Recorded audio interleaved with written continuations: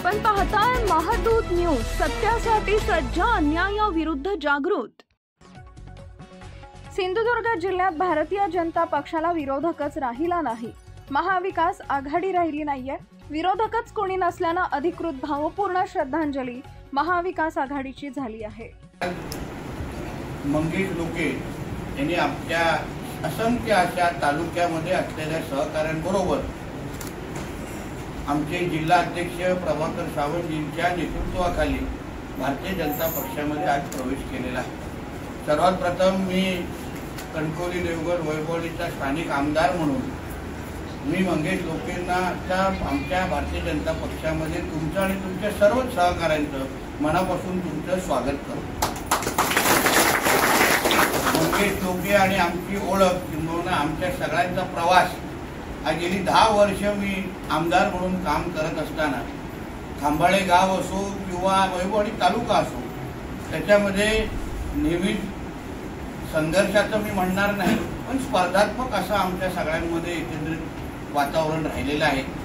आमचे जो सहकारी म्हटलं तो खरंच आहे की खांबाळ्यामध्ये मला कितीही ताकद लावली तरी मी 100% याच्यापर्यंत पोहोचू शकलो नव्हतो, पण तरीही माझे सहकारी उमेश असेल आणि बाकी सगळे जे माझे भारतीय जनता पक्षाचे सहकारी आहेत त्यांनी आपल्या आपल्या पद्धतीने भारतीय जनता पक्ष तिथे खांबाळे गावामध्ये वाढावा यासाठी त्यांनी आतापर्यंत निश्चित पद्धतीने प्रयत्न केले आणि आता तर हत्तीचं बळ म्हणून मंगेश लोके आणि त्याचे सगळेच सहकारी आम्हाला खांबाळेमध्ये आणि पूर्ण वैभववाडी तालुक्यामध्ये आमच्या खांद्याला खांदा लावून आलेले आहेत। आणि म्हणून मला जसं प्रभाकरजींनी सांगितलं, आता प्रभाकरजी तुम्ही जिल्हा परिषदच्या निवडणुकीमध्ये 19 नंतर मोजायला सुरू करायचं।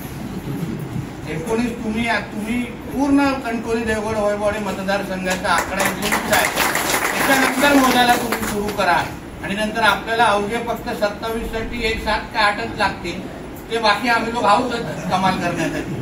म्हणून जसं आम्ही नेहमी म्हणत आलेलो आहे की आमच्या प्रभाकर सावंत साहेबांचा पायगुणच एवढा चांगला आहे की आतापर्यंत कुठलीही निवडणूक आम्ही कधीच हरलेलो नाही आणि आता येणाऱ्या कालावधीमध्ये स्थानिक स्वराज्य संस्थांमध्ये जो आमचे वरिष्ठ निर्णय महायुतीबद्दल घेतील तो वेगळा असेल, पण आमच्या सिंधुदुर्ग जिल्ह्यामध्ये आमच्या प्रभाकर सावंतजींच्या नेतृत्वाखाली भारतीय जनता पक्षाची सत्ता ही निश्चित पद्धतीने बसेल हा विश्वास मी ह्या निमित्ताने तुमच्या वतीने मी त्यांना देतो।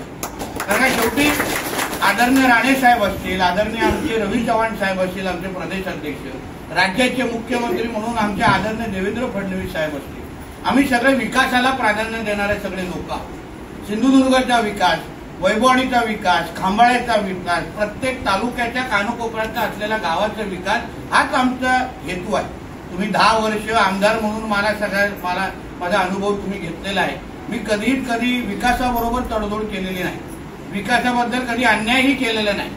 खांबाळे गाव असेल कधी मी निधी कमी दिली असं कोणीही उठून सांगितलं तर मी हे करेन, पण मला नेहमी वाटतं की बाबा आपण जेव्हा विकासाच्या दिशेने जात असतो तर मंगेश असो अन्य कार्यकर्ते जे विकासाच्या दृष्टिकोनातून तालुक्यामध्ये काम करतात, आम्ही सगळेचे सगळे अगर एका व्यासपीठावर आलो, सगळेचे सगळे एका पक्षाच्या माध्यमातून अगर काम करायला सुरुवात केली तर मला असं वाटतं वैभववाडीचा विकास अजून दुपटीने होईल अशा पद्धतीचा मार्ग आजपासून मोकळा झालेला आहे। तसा मंगेश आणि आमची ओळख नवीन नाही, आमच्या राणे साहेबांबरोबर अतिशय खांद्याला खांदा लावून तयार झालेला तो कार्यकर्ता आहे। म्हणून खरं म्हटलं तर प्रभाकरजी त्याची घर वापसी झालेली आहे, कारण की राणे साहेबांबरोबर त्यांनी आपला राजकीय प्रवास सुरू केला।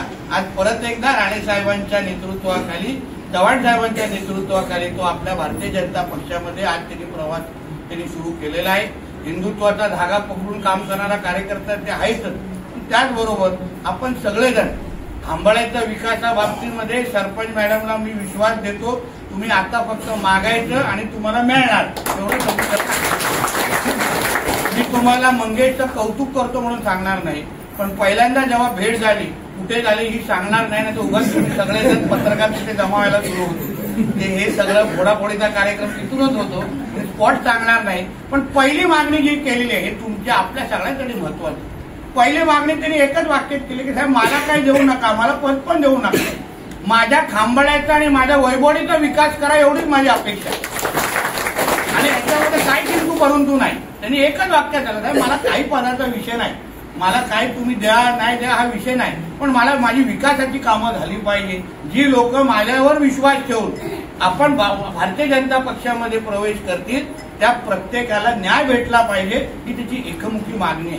म्हणजे कार्यकर्त्याचा खरा गुण ह्या पद्धतीने आपल्याला समजतो. आणि म्हणून तुम्ही सगळ्या जणांनी जे त्याच्या नेतृत्वावर विश्वास ठेवून आमच्या बरोबर काम करण्याचा घेतलेला जो निर्णय आहे, जसं आमच्या प्रभाकरजींनी सांगितला, त्या निर्णयाला ताकदच देण्याचं काम आम्ही आमच्या माध्यमातून निश्चित पद्धतीने करू. हा विश्वास तुम्हाला मी आजच्या निमित्ताने देतो. विकासाची कामं आलेली आहेत, तुम्ही प्रत्येक जण आपल्या आपल्या पद्धतीने पक्षामध्ये काम करायला सुरू करणार आहात. पण मंगेश तुम्हाला सांगेन, उमेश तुला सगळ्यांना सांगेन, आपल्याला भारतीय जनता पक्ष म्हणून आज आपल्या जिल्ह्यामध्ये आपल्याकडे विरोधकच राहिलेला नाही. महाविकास आघाडी ही आपल्या जिल्ह्यामध्ये संपलेली आहे. अधिकृत भावपूर्ण श्रद्धांजली झालेली आहे. फक्त आपण एक दुसऱ्याच्या खांद्याला खांदा लावून काम करायला पाहिजे.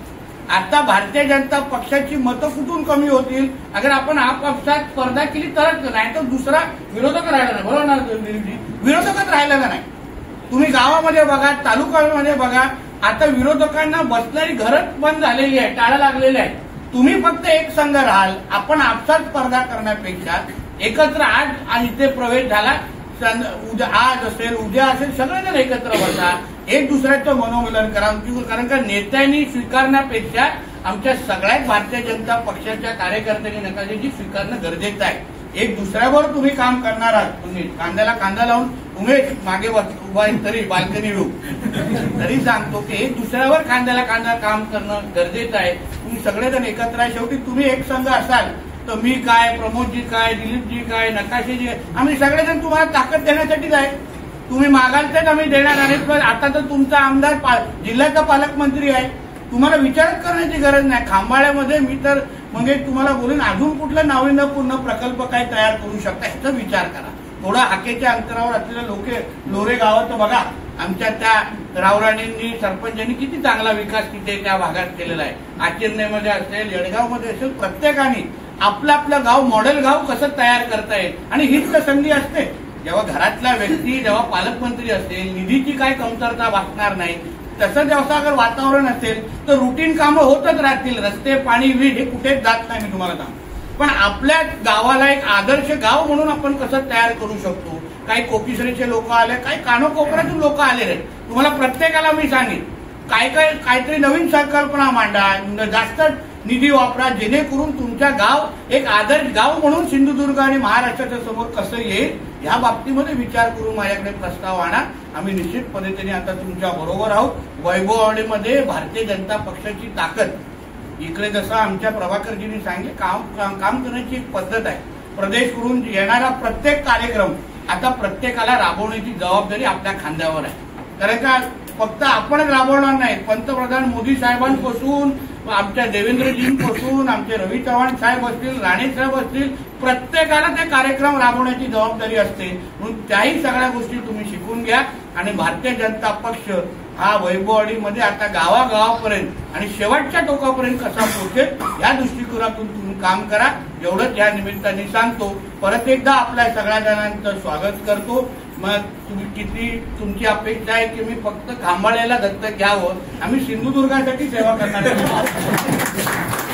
नाहीतर माझी असलेली पालकमंत्री म्हणून नोकरी जाईल. तू फक्त नुसतं खांबाळ्या करतोस की काय?